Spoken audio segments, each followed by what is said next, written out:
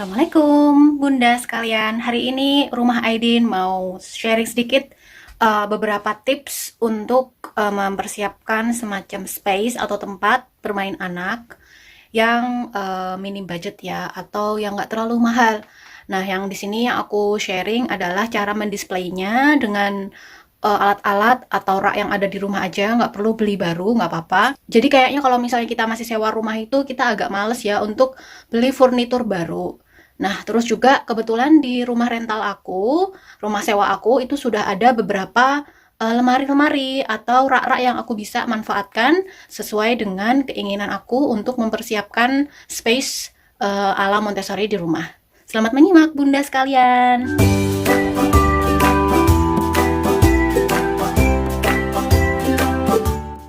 Untuk inspirasi pertama adalah inspirasi rak khusus untuk apa ya, supply buku dan juga alat-alat yang bisa digunakan untuk art di rumah.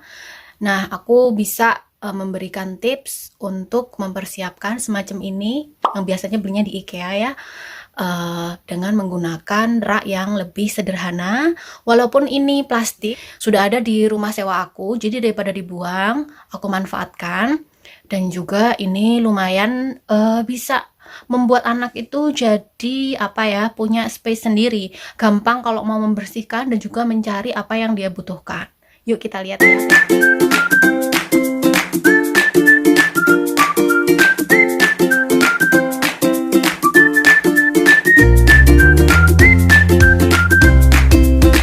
Nah, ini raknya adalah rak plastik yang disusun, ada 3 ya, 3 tingkat, dan di bawahnya ini ada rodanya yang bisa didorong saat ke sana ke sini, di mana tempat yang aman untuk dipakai anak. Solusi untuk bunda yang punya space minim ya, jadinya kita menyimpan makanan itu ke atas, enggak ke samping gitu ya. Dan anakku umur 3 sama 8 tahun, dia dengan mudahnya mengambil dan mengembalikan apa yang mereka butuhkan di sini. Nah, yang pertama nih ada beberapa buku-buku yang besar kayak ensiklopedi. Nah, ini ada buku animalium karena anakku yang kecil suka hewan. Kalau anakku yang pertama dia suka atlas. Nah, terus ini adalah supply untuk mereka membuat gambar ya, menggambar atau mewarnai. Nah, ini gambar anakku yang umurnya 3 tahun. Dia lagi kelihatan di sini. Dia pensil gripnya masih belajar ya. Terus sedang suka sekali menggambar manusia yang berbentuk seperti blob ya, blob human. Atau manusia yang bentuknya seperti telur kayak gini. Lihat nih, ada detailnya nih kakinya. Terus dikasih kayak gini. Mereka sih gambarnya suka-suka mereka. Nah, ini kadang-kadang mereka itu butuh calming time. Jadi kalau misalnya anakku berdua itu lagi kayak ribet banget, itu aku suruh mereka bikin kreasi. Terus ini ada Al-Quran anakku. Al-Quran anakku yang umur 8 tahun. Ini Al-Quran Madinah ya. Mungkin buat bunda yang ngajarin anak sendiri, baca Al-Quran sendiri di rumah, mungkin tahu kalau Al-Quran Madinah itu adalah salah satu Al-Quran yang agak susah dibaca. Jadinya pelan-pelan banget, harus sabar. Dan aku lagi cari Al-Quran yang mungkin lebih mudah dibaca daripada Quran Madinah. Mungkin kalau ada bunda yang punya saran Quran apa untuk anakku 8 tahun, boleh sharing di kolom komentar. Nah, ini ada buku-buku yang lain. Jadi ini buku yang agak-agak besar. Aku taruh sini ya. Ada Iqra juga. Nah, terus ini pensil warna. Sama ada pulpen di sini. Sama ini ada ekstra pensil warna lagi. Sama krayon. Jadi kenapa aku pilih pensil warna? Karena ini tuh gampang untuk dibersihkan ya bunda. Jadi kalau misalnya aku tuh ngasih mereka kayak krayon, itu kadang-kadang mereka itu suka berlebihan gitu loh. Jadi gambarnya tuh aneh-aneh. Mau di dinding, di karpet, dan lain-lain. Nah, kalau misalnya memang mereka itu butuh banget krayon, itu aku pakainya wax krayon ya. Jadi krayon oil. Oil krayon yang dia itu gampang dibersihkan. kayak gini, kayak gitu. Nah, terus juga saranku untuk beli pensil warna itu yang kualitasnya bagus, karena supaya tetap kelihatannya agak tumpul. Nah, kalau udah tumpul kayak gini nih, aku sukanya bikin kegiatan meraut dengan anak-anak. Nanti next time aku sharing Montessori kegiatan meraut ya, karena meraut pensil itu adalah salah satu kegiatan practical life yang cocok untuk usia 3 tahun. Nah, tutup kayak gini, aku taruh sini. Terus ini yang kedua, rak yang kedua, tadi kan yang besar buku gambarnya anakku yang kecil. Nah, ini buku gambar anakku yang besar. Aku taruh sini. Ini adalah ini sebenarnya untuk oil ya. Nah, ini gambar anakku yang kedua lagi, dia suka banget. Lihat, ini khas banget ya. Jadi anak umur 3 tahun itu dia mulai suka menggambar biasanya orang yang dia sayangi. Nah, jadi kalau misalnya bunda tiba-tiba digambar sama anak, bunda, aku gambar sesuatu. Nah, itu biasanya gambar bunda. Lucu kan? Jadi di mata anak kita itu bentuknya kayak gini, bunda. Lucu banget. Nah, terus ini anakku dia belajar menulis Arab ya. Cuman karena kita belum punya bukunya, belum punya buku yang ada garis-garisnya, aku bikin di sini. Dia lumayan rapi. Terus selain itu dia juga gambar di sini. Ini gambar aku dan lain-lain. Nah, ini tuh sebetulnya kertasnya tuh kertas untuk cat air ya, untuk cat air. Jadi bisa untuk cat air juga. Nah, ini aku taruhnya di sini. Nah, terus ini di sini aku taruhnya di sini. Terus ini ada kantong kecil. Kita lihat isinya. Nah, ini isinya kayak gini. Ingat nggak mainan kayak gini? Ini belinya juga di Indonesia ya. Ini anakku suka juga bikin-bikin pakai ini. Aku taruh di sini supaya gampang ngebersihinnya dan juga mencarinya. Aku taruh sini.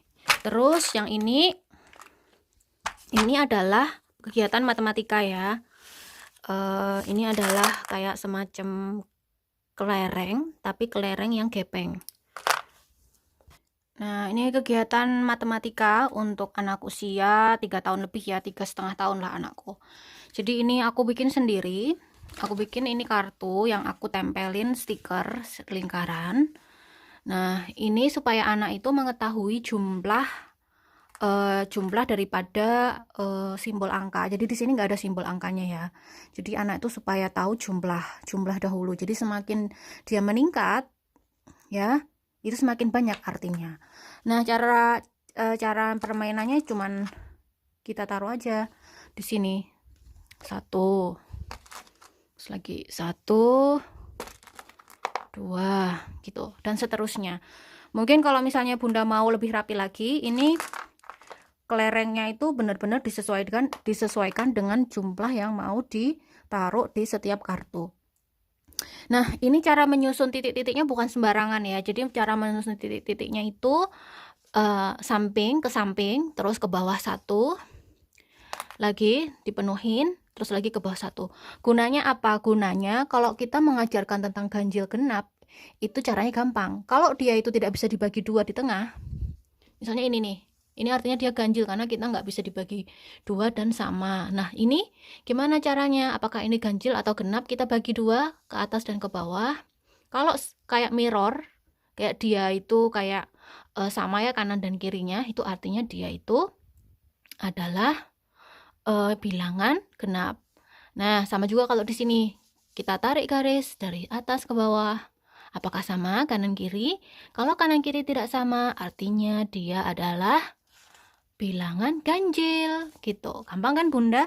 Jadi konsep angka kepada anak itu sebaiknya konsep angkanya itu tidak abstrak ya.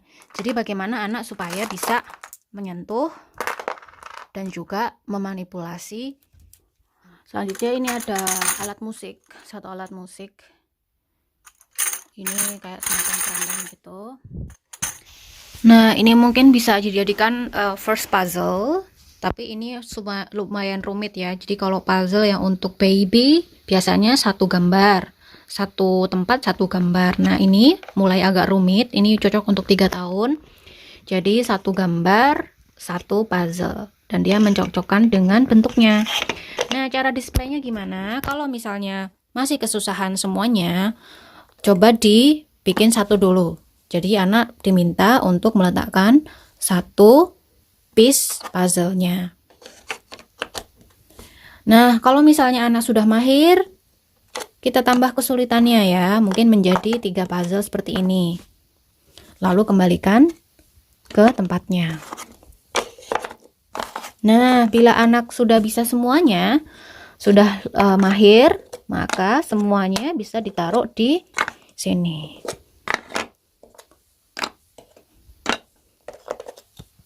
Nah, seperti ini. Lalu anak diminta untuk mengembalikan puzzle-nya ke sini. Ya, puzzle yang ini juga knopnya kecil. Ini saya suka banget supaya anak bisa berlatih pencil grip namanya. Puzzle selanjutnya ya. Nah, ini puzzle yang sama seperti tadi juga, tapi bentuknya agak berbeda. Dan dia yang lucu adalah dalamnya ada gambarnya. Tuh. Jadi ini puzzle klasik ya. Nah, ini dalamnya ada gambarnya. Jadi kita bisa belajar beberapa kosakata juga. Ini toko baju. Apa isinya? Oh, mama sama kakak lagi beli baju. Setelah itu pergi kemana? Mungkin pergi ke restoran. Wow, lagi pilih-pilih makanan. Kira-kira mau makanan apa ya? Jadi dengan puzzle seperti ini nih nggak cuman permainan ya. Kita bisa mengarang cerita, membuat conversation, dan imajinasi anak gitu ya. Atau misalnya, ayo kira-kira di mana sih anak yang lagi mau pergi sama ibunya, lagi beli belanja, kira-kira ada di mana di sini, kayak gitu. Tuh, seperti tadi juga, kalau misalnya masih terlalu kesulitan, ambil satu piece aja. Lalu anak diminta untuk meletakkan di yang betul. Dan ini seperti tadi juga, ada knop kecilnya supaya anak bisa melatih pencil grip.